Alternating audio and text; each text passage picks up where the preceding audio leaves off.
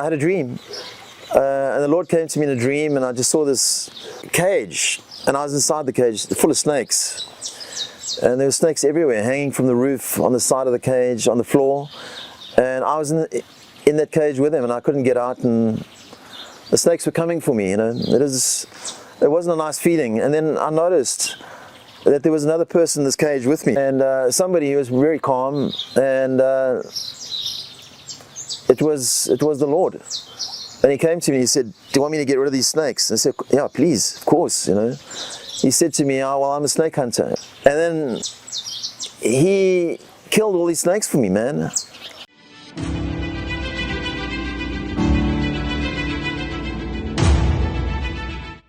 Tell us a bit about you and what your life was like before Jesus. Okay, my name's Craig, I'm 61. I was born in Swaziland. Then my family immigrated to South Africa. And most of my life I grew up in South Africa. And then later on in life I immigrated to Australia. And then from Australia I went to do some big construction projects in Dubai. And then in Oman. Now I'm living in Brazil, running my own residential development company. I also have a church here in Brazil. I'm a pastor, and I have a wonderful wife and a very pretty daughter. I grew up, as I say, I grew up mostly in South Africa, and I grew up in a very good area. My father had a Mercedes-Benz. He had a construction company. We had a reasonably good life. My dad he provided for me. I managed to get a bursary to study engineering. My mother was very loving. But I remember as a child I struggled a little bit with feeling loved and receiving love from my father. Even though he loved me, I don't remember him actually hugging me and making me feel special or worthy. And I'm not saying it was his fault, but something in me made me feel that I had to try and make up for that being lacking.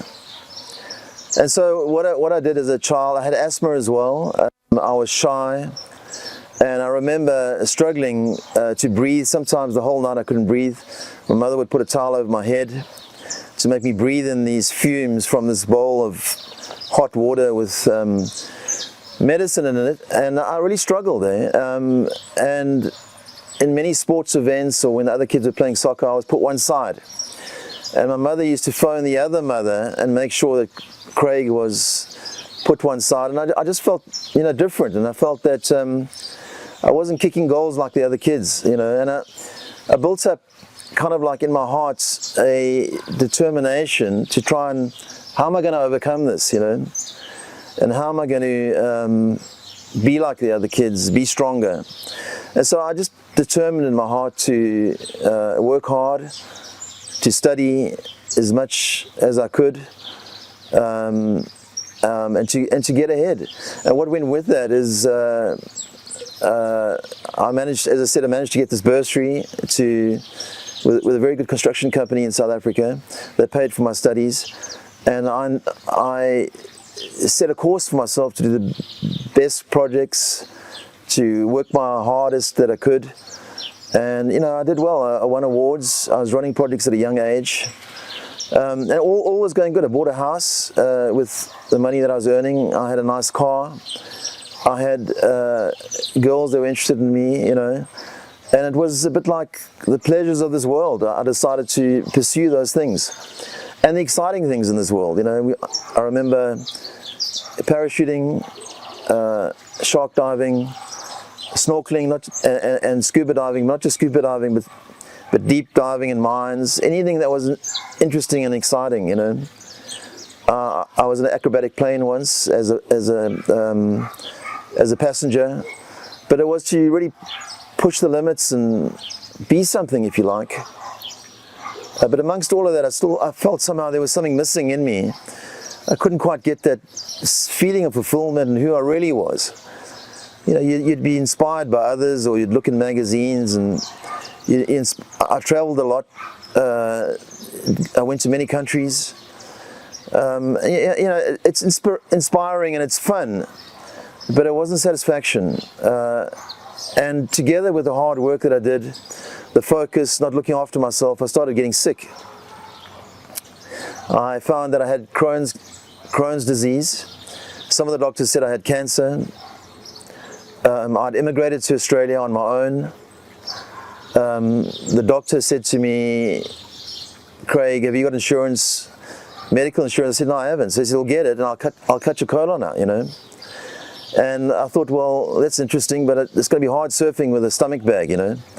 Maybe I shouldn't get it cut out. And so this was a huge challenge for me. I was excreting blood and mucus, and I was in a bad shape. I'd broken up with my girlfriend. As I said, I'd immigrated to Australia. I'd just started my own business as well, which put a lot of pressure on me. My father had died. My inheritance I'd worked my way through slowly. I had these big projects that I thought I was going to get, and I didn't get them. And so here I'm sitting with, having spent my inheritance. I'm sitting in Australia alone. I didn't have that many friends. A lot of my friends were married already. And I thought, gee, you know, something's got to change. And, you know, I remembered my sister being a Christian. She told me a lot of things. But up to that stage of my life, when I was 33, I was kicking too many goals. I thought I was anyway. And I was overcoming my deficiencies, if you like. But I wasn't really. My soul wasn't satisfied. My spirit wasn't in tune. And so I thought, well, I've got to do something. And so when my mom died, I went back to South Africa to her funeral. And I was in South Africa. Then I thought, you know what? I'm out of Aussie. I'm quiet now. I'm going to decide to give myself to the Lord. So what was the turning point in your life, and how exactly did you meet Jesus? Yeah, I think there wasn't one specific light that came on. It was more like I just felt the load, you know. I couldn't deal with the prospect of having colon cancer. I didn't know how to rebuild myself for the inheritance that I'd lost. I had ideas, you know, always had ideas though. What's new, you know, sort of thing. And I also knew that in my relationships with women that somehow they weren't working. You know, I think the focus often was myself and not really the relationship and not really the other person. I was so self-consumed, if you like, with trying to be whole, if you like, that the other person was often used to contribute, if you like, to me, rather than me contributing to their wholeness, you know.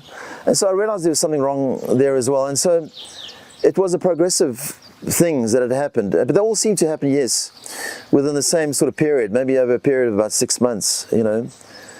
And then having gone back to South Africa with, you know, being in a quiet place, being back in my mother's home, being with my family, and being with my sister. My sister was a Christian, and I had other Christian friends there. To the place where I decided, you know, why not just try and receive what these guys are talking about, you know. Maybe it's not so bad, and maybe I can learn something, maybe I can get fired up, but something has to change. And so yes, I got to that place where I thought something has to change.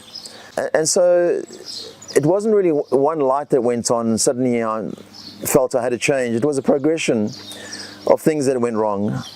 You know, it was the colon cancer, it was losing my inheritance, not only breaking up with my girlfriend, but realizing that my relationships weren't working with women. It was a certain reliance on alcohol. I never really drank a lot, but I did abuse it at times, you know. But I just realized that something had to change, and that happened over a period of, I don't know, 6 months.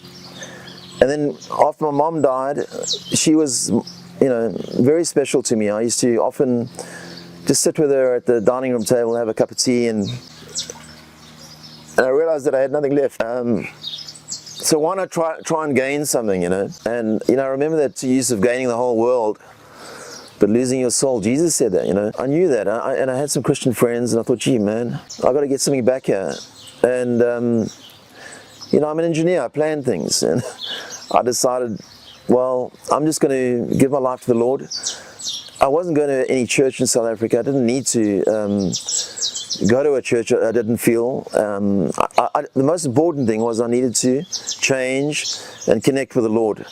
And I knew I could do that on my own. And I just want to say that now, is that anybody watching this program can do the same. And so I planned it, and so one evening I knew it was going to be a quiet evening. I just organized my bed nicely and did the best I can to communicate with the Lord, to the Lord who I felt could help me, because I'd spoken to other people, I'd spoken to psychologists, I had self-help books, believe me, I know about all those things, I'm MBA guy, there's so many books out there how to help you, how to change your life. But here I was just pouring out my heart, and I felt something happen, I'm sitting on my bed all alone, quiet, and something happened, and I went to sleep. And when I woke up in the morning, I just felt like I was on cloud nine. Something had changed. I couldn't explain it properly. And one of the first things that I realized that had happened was that I always used to wake up with a slight sense of depression. And I thought that was normal, just like you clean the sleep out of your eyes, and it's just part of getting up, I've been sleeping, and so it's normal, but it wasn't normal. And I found in that morning, I had no depression at all. I'd had that for years and years and years, and that went. I thought, wow, something's different now, And then as I got out of bed and as I started meeting people again and stuff like that, I started realizing that I had this love for little kids. A little kid would run past, and I just thought, wow, what a beautiful little child. Before, I'd see them and they're interesting and cute, but here I had this love. And so I started walking differently and feeling differently, and I felt that my anxiety as well had lifted. Besides the depression in the mornings, I also wasn't anxious anymore. I had this light, but even though it was light, it was continual, a sense of anxiety. If you in a crowd of people, if you're in a party, anywhere, or even at work, you got this sense of anxiety. It's almost like a sense, I've got to do something, or I'm in danger, or I'm in fear, but I'm always ready to, I'm not at peace. And I felt that peace finally was with me. Craig, how did Jesus transform your life? I think the first thing he did was, he poured his love into my heart. And I know it's hard to explain, but that love that I found was lacking from my father. Even though it was there, I know he loved me, but I didn't feel it somehow. And somehow I wasn't connecting. That was the first thing, was I felt my heart full of love, right? And because of that, I was then able to love others. Whether it's small kids or it's just my friends or women, The depression in the mornings lifted. And I also got healed. I had asthma. That was healed. My colon cancer, I was told I had colon cancer, that disappeared. And then later on in life, I had arthritis in my toe, that got healed as well. And then all the money that I'd lost through my inheritance, I managed to get back. In fact, I'm in a good position now. I'm actually a property developer, And so what the Lord did to me was he restored my heart, my soul, if you like. He gave me a hope and a future.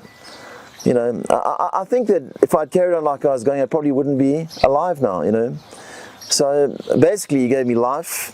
He restored he provided for me and restored my health and my happiness, and also the decisions that I made in life after that were different to what I would normally do.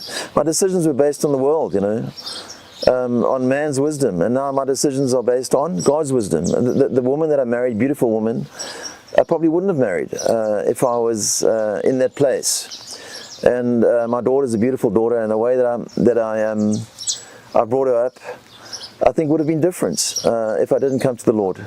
So he's basically done everything for me. And sitting here, I'm just very happy to have moved a little bit towards the Lord, for him to come into my life and basically transform me. Do you feel that the Lord communicates with you? How does the Lord communicate with you? Yeah, it's a good question, because I never had an expectation that you can have a personal relationship with the Lord. I had these ideas about religion, going into a big building, praying, feeling good. But the Lord does communicate, and through His Word.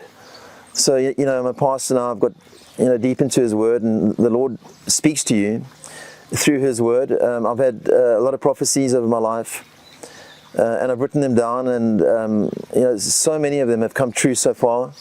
So it's through a prophetic word. It's through people in the church praying for me, having words of knowledge for me, and it's also a still small voice, the Lord speaking to me in a certain situation. So yeah, I've had a lot of communication with the Lord, and some of them have been quite wild. I remember I was doing a project in China. I exported a factory structure from from South Africa. It was made in South Africa out of aluminium. It was designed in Australia, and it was erected in China. It was 5 stories high. It's quite a big factory, and I made a movie of it. But I went through quite a hard time with that project for a whole lot of reasons. And I asked the Lord to communicate. I said, Lord, I'm on my own here, man. We had a Chinese construction company which I was working with. I'd subcontracted the work to. And I gave them instructions. They weren't always listening to me. I had an interpreter who helped me with the Chinese. He was from Macau, nice guy.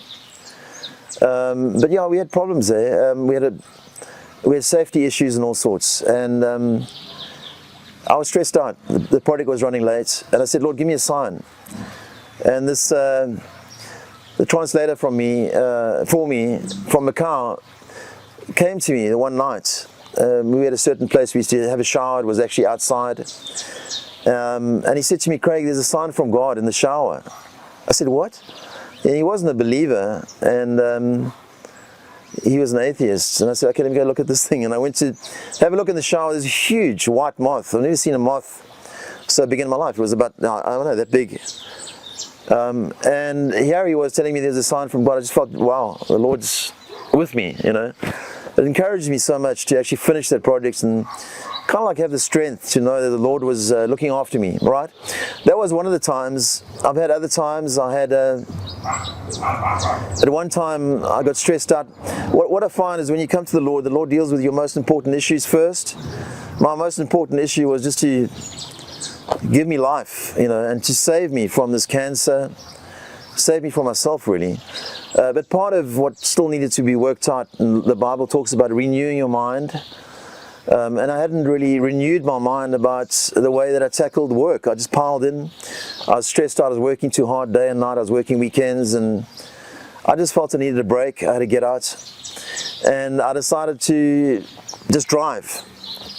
And I got in my car with my wife, and we just drove to Byron Bay in Australia, which is a pretty cool place. We hadn't planned to stop at Byron Bay, but I just stopped there. I said, we're just going to stop here. We tried to get a hotel, and I went into the hotel and fell asleep. I was just so tired. I didn't go to the beach or anything like that. And I had a dream. And the Lord came to me in a dream, and I just saw this cage. And I was inside the cage, full of snakes. And there were snakes everywhere, hanging from the roof, on the side of the cage, on the floor. And I was in that cage with them, and I couldn't get out. And the snakes were coming for me, It wasn't a nice feeling. And then I noticed that there was another person in this cage with me, and somebody who was very calm, and it was the Lord. And he came to me, he said, do you want me to get rid of these snakes? And I said, yeah, please, of course, He said to me, oh, well, I'm a snake hunter, right? Please. And then he killed all these snakes for me, man. And it was his way of speaking to me, and he said, listen, sleep for 3 days. And so I said, okay, cool. So I woke up in the morning, and my wife was saying, let's go to the beach. I said, no, I'm not going to go to the beach. Byron Bay's paradise on the beach, beautiful place. I said, no, I'm just going to sleep for 3 days and take it easy. And so I did. I slept for 3 days, and On the third day, we heard about a church that was across the road. They're a pretty cool church. They were their ministry was with a lot of the hippies and New Age people there in Byron Bay. And they're lovely people here. And we went across the road and we went to the church. And I was just sitting in the church there, just chilling. And the pastor's wife came and she made an announcement. She said, "The guys in the church, can you?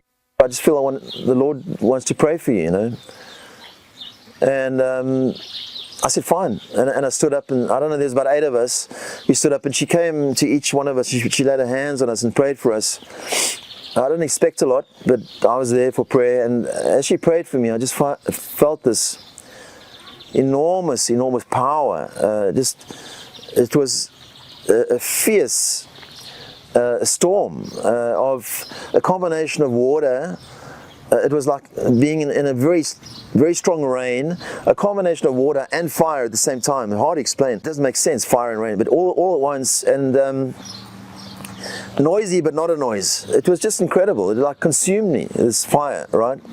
She didn't know what was going on, and I spoke to her about it later. And I found this verse later on in Matthew 3:11, where it says the Lord is going to baptize you. You know, John the Baptist said, "I'd baptize you in water," but the Lord was here to baptize you with fire and water. And it was obviously I was being baptized, and it was burning stuff off me and providing further life. And in fact, we're supposed to be baptized in the Spirit on an ongoing basis to keep full of the Holy Spirit. So that was an amazing experience. So there, the Lord was not only communicating with me, but further fixing me. You know, and I've had quite a few experiences like that. And you know, I just want to encourage people as well, is that when you give your life to the Lord, I've heard people say as well, Christians say as well, is that you're giving your life up, and there's a very high cost. But to me, it wasn't that high a cost because I had nothing to offer. My life wasn't at the time of that much value. But to now have the value that I have through the Lord, it's enormous. I can't compare it. And so the point I want to make is that you're actually not giving up a lot. The Bible talks about you being crucified with Christ and being alive in Him. And life in Christ is it's not boring. It's not a set of rules. And it's not putting me under a burden. In fact, the burden lifts off you. The Bible talks about His yoke being light and His way being easy. I was under a heavy yoke, and now this yoke had lifted. And I want to encourage people to be set free. And that is what the Lord wants to do. He wants to lift you up. He wants to set you free. And that's what happened to me. So what would you tell those who are watching you right now, who want to be saved? I think I want to say the first thing is, you know, the Bible talks about redeeming the time. He's talking about time management and in business and things like that. And, you know, don't waste time. I was 33 when I came to the Lord, and I'd gone down a lot of rabbit holes. I'd gone down into spaces that I wouldn't want people to go, you know. In fact, last night I prayed for a guy who's 19. He came to the Lord. He's 19. And he had a lot of the issues that I had, but a lot that I didn't have because he didn't have time to have them, you know. And so come to the Lord as you are. So the first thing is don't wait. You don't have to go to church. You don't have to fast. You don't have to get your life in order. As go as you are. If you look through the scriptures, the people that went to the Lord, they had a hunger for Him, and they went to Him, and He never turned anybody away. He's not going to turn you away now. The Lord speaks about knocking on the door, and all you got to do, and He's knocking on your door now. I know some people are watching this. He's knocking on your hearts right now. And I just want to encourage you, just open your heart and receive Him, and He'll come in and have intimacy with you. And through His intimacy with you, you're going to change. You don't change first, you change afterwards. And He's cool with that, you know. And that's just the way it is. It's just that religion has put it the other way. So that's the first thing, is don't waste time. Do it now. And the second thing is don't wait to prepare yourself. No one is prepared for receiving the love and the power from the Lord. You're never ready. And in fact, I'm growing enormously every day, you know, because His wonder is limitless, and it's up to you to jump in the river. I encourage people, just jump in the river, man. He's the river of life. Don't put your toe in.